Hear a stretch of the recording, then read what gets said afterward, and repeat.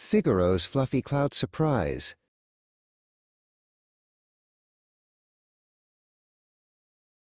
My name is Figaro, and I am the king of this house. Usually my kingdom is very quiet on Mondays, but today the air outside is biting. I looked out the window and saw the frost creeping up the glass. It is 11 degrees in State College. 11. That is far too cold for a cat of my dignity. I prefer to stay right here on my rug, where the heater hums my favorite song. My favorite human, Fatima, agrees with me. She is sitting in her wheelchair, wrapped in her softest blanket. We have a deal.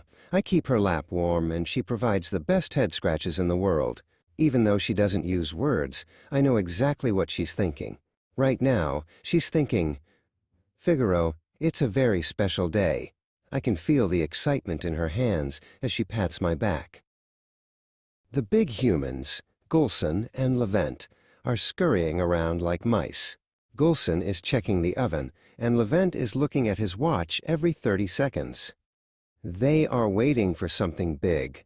Usually, when they run around like this, it means guests are coming. I sharpen my claws on the scratching post, just to be ready. A king must always look his best for visitors. Suddenly, the front door burst open. A cloud of freezing air rushed in, followed by Ahmet Farouk and Zeynep. They looked like two giant ice cubes. They had just driven all the way from Dulles Airport in the shivering cold. They were shivering and laughing, shaking the snow off their coats. I gave them a polite meow, but I knew they were just the scouts for the main event. Then the legends arrived. Grandma Aisha and Grandpa Hassan walked through the door, smelling like sunshine and Turkey. I remembered them instantly. They have the best laps for napping and the kindest voices. They dropped their bags and headed straight for the warmth of the living room. The house suddenly felt much smaller and a lot louder, but in a good way. You should have seen Fatima. Her face lit up like a Christmas tree. When Grandma Aisha leaned down to give her a big, squeezing hug, Fatima let out a joyful sound that made everyone smile. The freezing cold outside didn't matter anymore. The room was full of merhaba and hosgeldiniz and plenty of happy tears.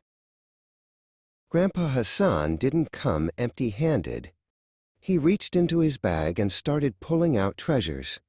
He showed Fatima all the treats they brought from far away. He held up a box of sweets and smiled at her, and she reached out to touch the colorful packaging.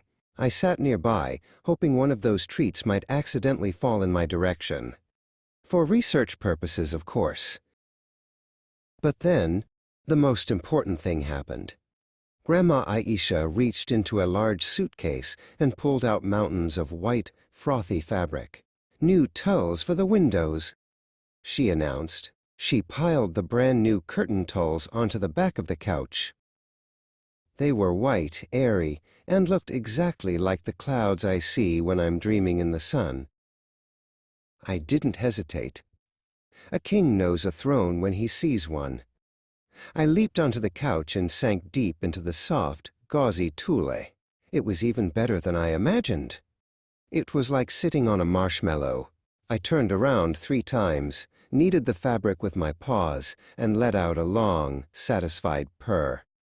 The humans were busy talking, but I had found my new kingdom. Fatima looked over and saw me buried in the curtains. She started to giggle, her eyes sparkling with mischief.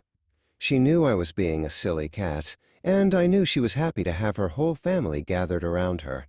Outside, State College was still freezing at 11 degrees, but inside, we were all floating on fluffy white clouds. It was the best Monday ever.